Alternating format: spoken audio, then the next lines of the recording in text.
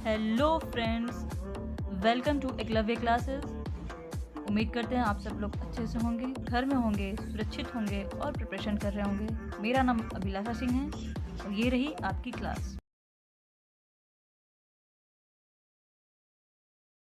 मेरा नाम है अभिलाषा और आप हैं अपने चैनल जिसका नाम है एकलव्य क्लासेस। और आज है हमारे जीएस की करंट अफेयर्स की क्लास। ठीक है फ्रेंड्स, तो देखते हैं कि आज की जो मुख्य खबरें हैं, जो आज की जो रिलेटेड जो क्वेश्चंस हैं वो क्या हैं।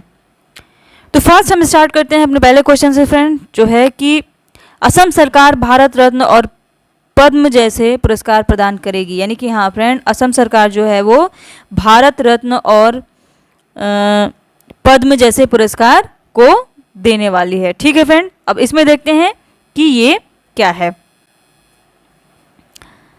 ठीक है, तो फ्रेंड भारत रत्न और पद्म पुरस्कारों की तर्ज पर असम कैबिनेट ने असम रत्न पुरस्कार स्थापित करने का निर्णय लिया है। अब देखते हैं ये असम रत्न पुरस्कार क्या है फ्रेंड्स। तो समाज में महत्वपूर्ण योगदान के लिए हर साल एक व्यक्ति को असम रत्न पुरस्कार प्रदान किया जाएगा। नेक्स्ट है कि मंत्रिमंडल ने असम विभूषण, असम भूषण पुरस्कार और असम श्री पुरस्कार का गठन करने का भी फैसला किया है, जो हर साल क्रमशः 3 लोगों, 5 लोगों और 10 लोगों को प्रदान किए जाएंगे। जी हाँ फ्रेंड, एकदम ये भारत रत्न, भारत के जो पुरस्कार होते हैं उस पर आधारित है। ठीक है, आगे देखते हैं कि पुरस्कार के साथ नगद पुरस्कार भी दिया जाएगा। नेक्स्ट है कि असम रत्न पुरस्कार के लिए 5 लाख रुपए रखे गए, असम विभूषण पुरस्कार के लिए 3 लाख रुपए, असम भूषण पुरस्कार के लिए 2 लाख रुपए और असम श्री पुरस्कार के लिए 1 लाख रुपए की राशि मानक रखी गई है। नेक्स्ट है कि पुरस्कार प्राप्त करने वाले लोगों को अन्य लाभ भी प्रदान किए जाएंगे, जैसे कि गंभीर बीमारी का मुफ्त चिकित्सा उपचार, ASTC बसों में मुफ्त यात्रा यानी कि जो पास होता है, और असम भवनों में मुफ्त प्रवास। ये तो बहुत अच्छी बात है फ्रेंड्स। नेक्स्ट देखते हैं कि सरकार द्वारा लिए गए अन्य निर्णय क्या है। असम सरकार द्वारा लिए गए अन्य निर्णय क्या है। तो साहित्यकार डॉक्टर होमेन बोरगोहेन के जन्मदिन 7 दिसंबर पर उनके नाम पर साहित्यिक पेंशन प्रदान की जाएगी। नेक्स्ट है कि खेल पेंशन अर्जुन भोगेश्वर बरुआ के नाम उनके जन्मदिन यानी कि 3 सितंबर याद रखिएगा फ्रेंड। ठीक है, किसका बर्थडे है? खेल पेंशन अर्जुन भोगेश्वर बरुआ। ठीक है, अर्जुन भोगेश्वर बरुआ का 3 सितंबर को जन्मदिन है और उन्हीं के नाम पे सरकार क्या करेगी? खेल पेंशन योजना शुरू करेगी। नेक्स्ट है आर्टिस्ट अवार्ड हर साल 17 जनवरी को दिया जाएगा। ठीक, अब देखिए जो अगली खबर है फ्रेंड वो ये है कि सुनील छेत्री ने अंतर्राष्ट्रीय गोल के मामले में लियोनेल मेसी को पछाड़ा। जी हाँ फ्रेंड, ये बहुत ही अच्छी खबर है हमारे देश के लिए, बहुत ही गौरव की बात है कि सुनील छेत्री इन्होंने लियोनेल मेसी को पीछे कर दिया है। देखते हैं इस खबर में क्या है। तो फ्रेंड्स 36 वर्षीय भारतीय फुटबॉलर स्टार सुनील छेत्री ने अर्जेंटीना के लियोनेल मेसी को पीछे छोड़ दिया है और 74 गोल के साथ दूसरे सबसे अधिक सक्रिय अंतर्राष्ट्रीय गोल करने वाले खिलाड़ी बन गए हैं। ठीक है फ्रेंड, इसके मुख्य बिंदु पर नजर डालते हैं। सुनील छेत्री अब बार्सिलोना के स्टार मेसी से 2 गोल से आगे हैं। ये पढ़ते हुए भी काफ़ी प्राउड फील हो रहा है फ्रेंड। UAE के अली मबखौद 73 गोल के साथ तीसरे स्थान पर हैं। छेत्री ने 2022 का फीफा विश्व कप और 2023 का AFC एशियाई कप के लिए संयुक्त प्रारंभिक क्वालिफाइंग राउंड मैच में बांग्लादेश के खिलाफ यह उपलब्धि हासिल की है। ये अपने आप में सच में बहुत ही गौरव वाली बात है कि हमारे देश से भी ऐसे खिलाड़ी हैं जो फुटबॉल के क्षेत्र में, या फ्रेंड ये बात फुटबॉल के खेल की बात हो रही है जहाँ यहाँ पे लिखा हुआ है 36 वर्षीय फुटबॉल स्टार सुनील छेत्री। ठीक है, तो उन्होंने लियोनेल मेसी को भी पछाड़ दिया है और ये सुन के काफ़ी अच्छा फील हो रहा है। आगे देखते हैं वे स्ट्राइक या विंगर के रूप में खेलते हैं सुनील छेत्री, और इंडियन सुपर लीग की ओर से बेंगलुरु एफसी और भारतीय राष्ट्रीय फुटबॉल टीमों दोनों के कप्तान हैं। उन्हें कैप्टन फैंटास्टिक के नाम से भी जाना जाता है। नाम तो बहुत कूल है फ्रेंड, कैप्टन फैंटास्टिक। ये क्वेश्चन भी बन सकता है कि कैप्टन फैंटास्टिक के रूप में किसको जाना जाता है, तो फ्रेंड इसका आंसर हो जाएगा सुनील छेत्री। ठीक, नेक्स्ट है कि क्रिस्टियानो रोनाल्डो के बाद छेत्री यानी कि सुनील छेत्री सक्रिय खिलाड़ियों में दूसरे सबसे ज़्यादा अंतर्राष्ट्रीय गोल करने वाले खिलाड़ी हैं, जबकि अब तक के 10वें सबसे ज़्यादा गोल करने वाले खिलाड़ी हैं। नेक्स्ट है पृष्ठभूमि के बारे में कि इनका क्या बैकग्राउंड है। तो उनका पेशेवर करियर 2002 में मोहन बगान में शुरू हुआ। उन्होंने 2010 में मेजर लीग सॉकर के लिए साइन किया और विदेश जाने वाले उपमहाद्वीप के तीसरे खिलाड़ी बने। उन्होंने 2007, 2009, 2012 और 2011 के SAFF चैंपियनशिप में भारत को नेहरू कप जीतने में मदद की। उन्हें 2007, 2011, 2013, 2014, 2017 के साथ साथ 2018-19 में record 6 bar AIFF player of the year से भी सम्मानित किया गया है।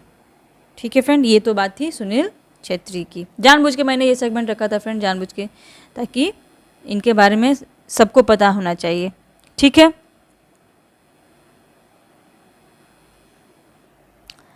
अब बढ़ते हैं आगे।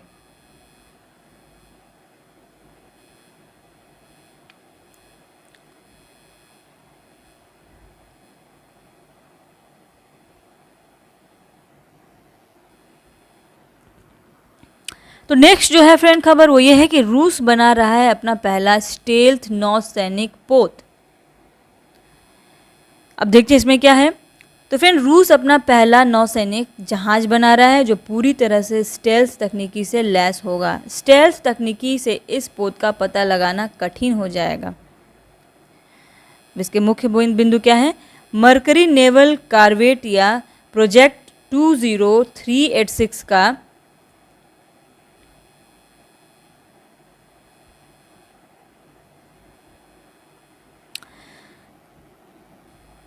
हल तैयार है और इस पोत को 2022 में नौसेना को दिए जाने की उम्मीद है। नेक्स्ट है, यह युद्धपोत क्रूज मिसाइलों, आर्टिलरी और विमान भेदी मिसाइलों से लैस होगा। यह पनडुब्बियों को खोजने और नष्ट करने में भी सक्षम होगा। नेक्स्ट है कि रूस पहले ही कुछ नौसेना के जहाज़ों में रडार अवशोषित कोटिंग यानी कि रडार एब्जॉर्बिंग कोटिंग सहित स्टेल्थ तकनीकी को शामिल कर चुका है। हालांकि उन जहाज़ों में पूर्ण स्टेल्थ तकनीकी नहीं थी। मरकरी पोत में एक रडार अवशोषित कोटिंग और एक विशेष आकार शामिल होगा। इससे इसकी सतह पर उभार और दरारें कम जाएंगी। यह पोत मिश्रित सामग्री और विशेष पेंट का उपयोग करेगा। हाल के वर्षों में रूस ने अपनी नौसेना में भारी निवेश किया है। यह युद्धपोत भी पश्चिमी प्रतिबंधों के कारण पहले से अधिक जटिल सेना में सुधार के लिए राष्ट्रपति व्लादिमीर पुतिन के प्रयास का एक हिस्सा है। सोवियत संघ के टूटने के बाद 1991 यानी कि 1991 के बाद से पश्चिम के साथ रूस के राजनीतिक संबंध सबसे खराब दौर से गुजर रहे हैं। ठीक है, अब थोड़ा देख लेते हैं ये स्टेल्थ टेक्नोलॉजी क्या है। ठीक है, तो इसे कम अवलोकन योग्य तकनीक यानी कि लो ऑब्जर्वेबल टेक्नोलॉजी भी कहा जाता है। इसमें कर्मियों, जहाज़ों, विमानों, मिसाइलों, पनडुब्बियों, उपग्रहों, जमीनी वाहनों, इंफ्रारेड सोनार आदि बनाने के लिए उपयोग की जाने वाली कई विधियों को शामिल किया गया है। अमेरिका ने 1958 यानी कि 1958 में आधुनिक स्टेल्थ तकनीकों का विकास शुरू किया था। स्टेल्थ तकनीकी का उपयोग करने पर किसी रडार या सोनार द्वारा एयरक्राफ्ट या पोत को ढूंढना मुश्किल होता है, क्योंकि इन विमानों या पोत में रडार की किरणों को अवशोषित करने वाले पेंट का उपयोग किया जाता है।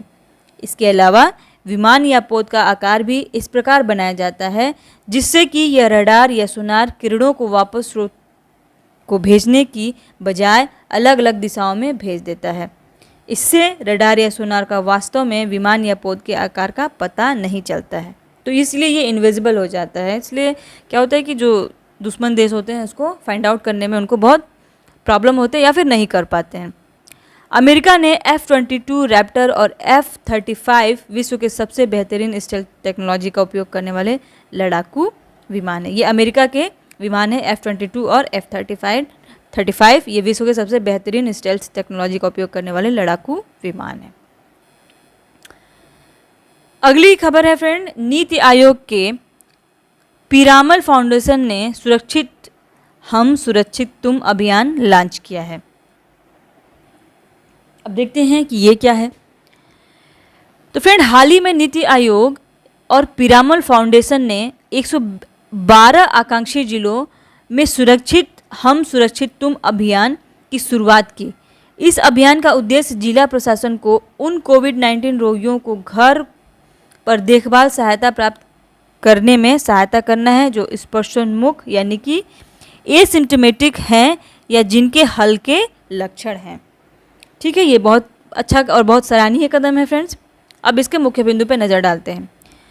गौरतलब है कि यह अभियान 20 लाख नागरिकों को कोविड होम केयर सहायता प्रदान करेगा।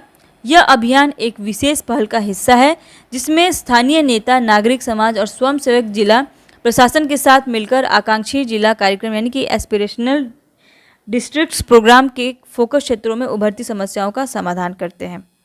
इस अभियान का नेतृत्व जिला मजिस्ट्रेट द्वारा किया जाएगा, यानी कि जो जिला का मजिस्ट्रेट होगा उसके द्वारा ये प्रोग्राम किया जाएगा। इसमें 1000 से अधिक स्थानीय और गैर सरकारी संगठन यानी कि NGO भी कार्य करेंगे।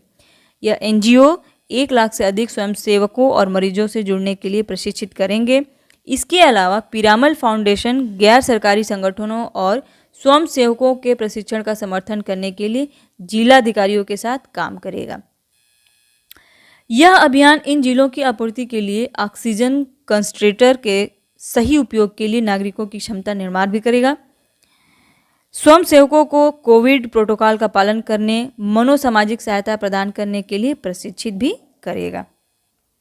ठीक है फ्रेंड, और ये अपने आप में सच में बहुत ही सराहनीय कदम है, तो हमें इसकी सराहना करनी चाहिए। नेक्स्ट है, दिसंबर तक कोविड-19 टीकों की 44 करोड़ खुराक उपलब्ध होगी। अब देखते हैं ये क्या खबर है। तो फ्रेंड, भारत सरकार ने कोविड-19 टीकाकरण अभियान को और तेज़ी से चालू कर दिया है। इसके लिए भारत सरकार ने टीकों के लिए एक नया ऑर्डर दिया है। अब मेन पॉइंट क्या है इसका कि दिसंबर 2021 तक कोविड-19 टीकों की 44 करोड़ खुराकें उपलब्ध होंगी। इन खुराकों में से कोविशील्ड की 25 करोड़ और कोवैक्सीन की 19 करोड़ की खुराक भी खरीद की जाएगी। गौरतलब है कि केंद्र सरकार 16 जनवरी 2021 से एक प्रभावी टीकाकरण अभियान के लिए राज्यों और केंद्र शासित प्रदेशों के प्रयासों का समर्थन कर रही है। 1 मई को भारत की टीकाकरण रणनीति के चरण तीसरे की शुरुआत के साथ 18 वर्ष से अधिक आयु के सभी वयस्कों के लिए टीकाकरण खोला गया था। देश भर में टीकाकरण अभियान को और अधिक सार्वभौमिक बनाने के उद्देश्य से 18 वर्ष की अधिक आयु के सभी नागरिक सरकारी स्वास्थ्य सुविधाओं पर कोविड-19 वैक्सीन की खुराक मुफ्त में प्राप्त कर सकते हैं।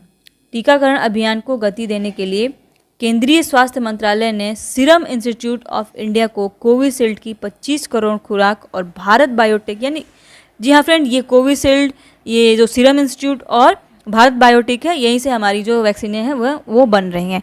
ठीक है, तो सीरम इंस्टीट्यूट से कोविशील्ड बनता है और भारत बायोटेक से कोवैक्सीन। तो इन्होंने, जो भारत सरकार है, इन्होंने सीरम इंस्टीट्यूट ऑफ इंडिया को कोविशील्ड की 25 करोड़ खुराक और भारत बायोटेक की कोवैक्सीन की 19 करोड़ खुराक के लिए एक ऑर्डर दे दिया है। गौरतलब है कि दोनों कोविड टीकों की खरीद के लिए एडवांस का 30% यानी कि 30% सीरम इंस्टीट्यूट ऑफ इंडिया और भारत बायोटेक को जारी किया गया है। ये हमारे लिए बहुत ही राहत वाली खबर है फ्रेंड। और हाँ फ्रेंड, जो वैक्सीनेशन है वो हमको करा लेना चाहिए क्योंकि इसके बहुत लाभ हैं। ठीक है, लेकिन हाँ, इस बात का ख्याल रखना चाहिए कि वैक्सीनेशन के जो भी प्रोटोकॉल्स है हमको उसको फॉलो करने हैं। हमें पता होना चाहिए कि हमें किस सिचुएशन में वैक्सीनेशन कराना है। ठीक है फ्रेंड, इसका हमको खासा ध्यान देना है। नेक्स्ट, इसीलिए कहते हैं फ्रेंड, हमको इसके बारे में जितनी भी जानकारी है उसको एक बार जान लेना है क्योंकि जानकारी ही बचाव है। ठीक है फ्रेंड, नेक्स्ट है कि केंद्र सरकार ने राष्ट्रीय कोविड-19 टीकाकरण कार्यक्रम के कार्यान्वयन के लिए संशोधित दिशा निर्देश जारी किए। क्या है ये? हाल ही में केंद्र सरकार ने राष्ट्रीय कोविड-19 टीकाकरण कार्यक्रम के कार्यान्वयन यानी कि नेशनल कोविड-19 वैक्सीनेशन प्रोग्राम के लिए संशोधित दिशा निर्देश जारी किए। यह संशोधित दिशा निर्देश 21 जून 2021 से लागू होंगे। मुख्य बिंदु केंद्र सरकार के नए दिशा निर्देशों के मुताबिक वैक्सीन निर्माताओं द्वारा उत्पादित कोविड के 75 यानी कि 75% टीकों के खरीद केंद्र सरकार द्वारा की जाएगी। नेक्स्ट है कि विश्व प्रत्यायन दिवस यानी कि वर्ल्ड एक्रीडिटेशन डे यानी कि प्रत्यायन दिवस। देखते हैं ये क्या है। हर साल विश्व प्रत्यायन दिवस यानी कि वर्ल्ड एक्रीडिटेशन डे 9 जून को मनाया जाता है। इस दिवस को मनाने की पहल अंतर्राष्ट्रीय प्रत्यायन मंच यानी कि इंटरनेशनल एक्रीडिटेशन फोरम और अंतर्राष्ट्रीय प्रयोगशाला प्रत्यायन सहयोग यानी कि इंटरनेशनल लेबोरेटरी एक्रीडिटेशन कोऑपरेशन द्वारा शुरू की गई थी। भारत में क्वालिटी काउंसिल ऑफ इंडिया द्वारा यह दिवस मनाया गया। नेक्स्ट है हिंदी करंट अफेयर्स की जो प्रश्नोत्तरी है इसके तहत कि स्क्वायर का स्वामित्व किस सोशल मीडिया कंपनी के मालिक के पास है? इसका आंसर है ट्विटर। स्क्वायर है जो ट्विटर के मालिक जैक डोर्सी की एक कंपनी है ने घोषणा की है कि वह एक ओपन सोर्स संचालित बिटकॉइन माइनिंग सुविधा बनाने के लिए 5 बिलियन का निवेश करेगी। ये कुछ अंतर्राष्ट्रीय खबरें हैं। नेक्स्ट है ये 8 जून की खबर है लेकिन ज़रूरी है इसलिए मैंने इसको इसमें ऐड कर लिया। दिव्यांगों के लिए विशेष ई कंटेंट जारी किया गया है। केंद्रीय शिक्षा मंत्री रमेश पोखरियाल निशंक ने समावेशी शिक्षा को बढ़ावा देने के उद्देश्य से दिव्यांग बच्चों के लिए ई सामग्री विकसित करने के लिए दिशा निर्देशों को मंजूरी दी है। पीएम ई विद्या कार्यक्रम 17 मई 2020 को वित्त मंत्री निर्मला सीतारमण द्वारा कोविड-19 राहत उपयोगों के रूप में लॉन्च किया गया। नेक्स्ट है कि क्रिसिल ने भारत के सकल घरेलू उत्पाद यानी कि जीडीपी का अनुमान 11% से घटाकर 9.5% किया है। रेटिंग एजेंसी क्रिसिल ने वित्त वर्ष 2021-22 के लिए भारत के सकल घरेलू उत्पाद के विकास के अनुमान को 11% से घटाकर 9.5% कर दिया है। मुख्य बिंदु इससे स्पष्ट होता है कि दूसरी कोविड-19 लहर ने निजी खपत और निवेश को प्रभावित किया है। यानी कि पहले जो अनुमानित जीडीपी था वो 11% था लेकिन कोविड की वजह से, क्योंकि कोविड वैक्सीनेशन जो भी वैक्सीन बन रही है फ्रेंड्स उसको बनाने में भी काफ़ी खर्च लग रहे हैं और ये भी अच्छी बात है कि ये हमको फ्री में प्रोवाइड हो रही हैं।